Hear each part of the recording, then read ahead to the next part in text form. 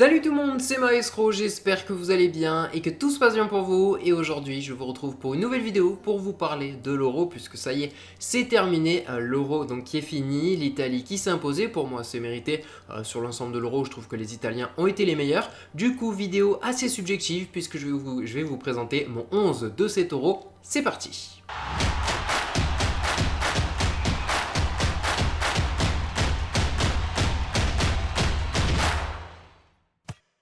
N'hésitez pas à mettre vos 11 types dans les commentaires, il y a forcément des choix différents puisqu'il y a 24 équipes, il y a plein d'alternatives. En plus, chacun on va prendre nos propres formations, donc voilà, il y aura beaucoup de différences, c'est obligé. Et du coup, le coach de ce tournoi, à mon avis, c'est Roberto Mancini. Pas seulement parce qu'il a gagné l'Euro, ça serait trop facile, mais aussi pour le contexte de cette Italie qui était au fond du trou en 2018 et il a su reprendre cette équipe, reconstruire avec ce qu'il avait à disposition. Il a enlevé aussi certains joueurs. Au final, bon, c'est vrai qu'il a enlevé un petit peu des joueurs un peu vieillissants, mais il a quand même gardé la paire Chiellini-Bonucci qui est toujours là, éternelle, hein, cette défense. Et c'est vrai qu'il a réussi à construire une belle Italie pour la mener jusqu'à la victoire et arriver aujourd'hui à combien, 34 matchs sans défaite pour l'Italie, donc c'est assez incroyable. Pour cette équipe, j'ai choisi un 3-5-2, une formation originale pour mettre en place chacun de mes choix. Dans les buts, j'ai choisi Gianluigi Donnarumma qui était excellent sur cet Euro, mais surtout décisif pour la finale. Il a stoppé 2 tirs au but et a été nommé meilleur joueur dans la compétition. Il y a eu aussi d'autres très bons gardiens, je pense à Yann Sommer ou Kasper Schmeichel, qui ont été tous deux très bons avec leur pays. En défense, je me suis porté sur 3 centraux que sont Simon Kjær, Léo Bonucci et Harry Maguire. Le Danois était le symbole de la combativité danoise, un vrai patron pour sa défense, sans compter son geste décisif avec Eriksen. Bon, c'est vrai que c'est pas quelque chose de sportif, mais voilà, rien qu'en tant qu'homme, à mon avis, il le méritait aussi. Sur le plan sportif, il a été excellent en défense. À côté de lui, j'ai mis donc Léo Bonucci. Que dire de sa paire avec Chiellini? Il a été très précieux défensivement, sans compter qu'il a mis le but égalisateur contre l'Angleterre. Ce fut l'un des hommes forts de la solidité italienne, que j'aurais pu d'ailleurs associer avec Chiellini, mais finalement j'ai mis Harry Maguire. Ce n'est pas que pour varier que je l'ai choisi, parce que sur le plan sportif, il a été vraiment impressionnant avec l'Angleterre, malgré son absence sur le tout premier match. Il était sur le banc, je crois, contre l'Écosse. Il a remporté 79% de tous ses duels durant cet Euro, donc ça prouve à quel point il a été vraiment très solide. En piston gauche, j'ai beaucoup hésité, mais finalement j'ai mis Luke Shaw à la place de Spinazzola. Alors j'ai trouvé les deux vraiment très bons, sincèrement, mais l'anglais il a joué 6 matchs sur 7 au lieu de 4 pour Spinazzola qui a eu sa fameuse blessure. Ce dernier a été l'un des grands artisans des premières victoires pour l'Italie, mais Luke Shaw a été d'autant plus important qu'il a délivré 3 passes D et inscrit un but avec l'Angleterre. Outre ses stats, parce qu'on ne peut pas se baser seulement sur les stats, il s'est avéré extrêmement important dans le système anglais, concrétisant sa belle saison au club avec Manchester.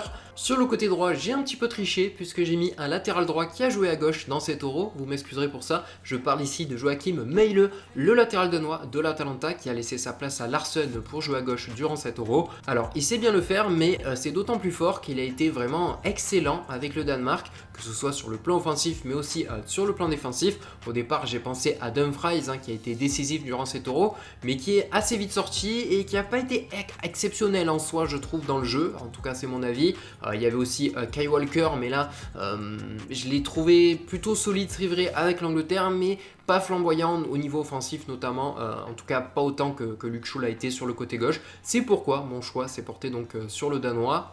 Au milieu de terrain et devant la défense, pour commencer, j'ai choisi Jorginho, bien évidemment. Alors, il a raté son tir au but en finale, mais bon, on va pas lui en tenir compte parce que quel Euro pour ce joueur qui a beaucoup travaillé, qui a beaucoup récupéré. Il s'est comporté en vrai leader pour son équipe. Ça s'est vu tout au long de l'Euro et en plus, bon, ça je le prends pas en compte bien sûr dans ce 11, mais il a quand même fait le doublé cette saison avec la Ligue des Champions avec Chelsea et du coup l'Euro avec l'Italie. Donc voilà, à ses côtés, j'ai choisi le seul Français dans cette équipe type, à savoir Paul Pogba, qui fut pour moi le meilleur français avec des masterclass. Il y a eu sa fameuse passe de l'extérieur du pied contre l'Allemagne qui amène un but, sa passe décisive pour Benzema contre le Portugal, son but exceptionnel face à la Suisse. Enfin voilà, ça a été vraiment un très très bel Euro pour le milieu français que j'ai associé avec Pedri qui a été vraiment exceptionnel. Quel Euro pour ce joueur de seulement 18 ans, il faut le rappeler, 18 ans c'est quand même extrêmement jeune, surtout pour une telle compétition. Quand vous jouez de tels matchs, c'est très compliqué pour un joueur de cet âge. Il est le joueur qui a le plus couru dans cet Euro avec 76 km abattus. Il est aussi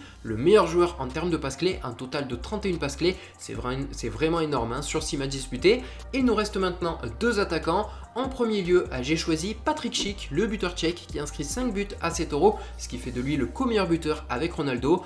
Ça a été pour moi le meilleur joueur pour la Tchéquie qui a atteint d'ailleurs les quarts de finale, très beau parcours. Il a inscrit un but exceptionnel contre les Écossais, tout le monde s'en rappelle, ce fameux lob, et il a aussi marqué 2 fois en phase finale, c'était vraiment le meilleur atout de cette équipe.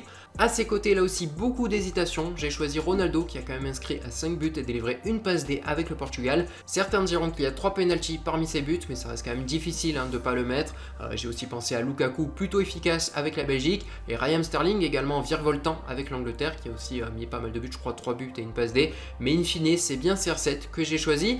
Voici donc mon 11 type pour cet Euro, sachant que j'ai aussi choisi 6 remplaçants que sont Sommer, Christensen, Spinazzola, De Bruyne, Sterling et Lukaku. Ce sont un peu tous les joueurs qui m'ont fait hésiter, et évidemment, comme je disais au début, il y a de nombreuses alternatives pour cette équipe type. Ça dépend vraiment de vos ressentis, de vos formations, mais c'est mon avis et j'espère que ça vous a plu. À vous de mettre le vôtre dans les commentaires. Encore une fois, moi je vous souhaite à tous une très bonne semaine, une très bonne journée, et je vous retrouve très bientôt pour d'autres vidéos. C'était Maestro, ciao!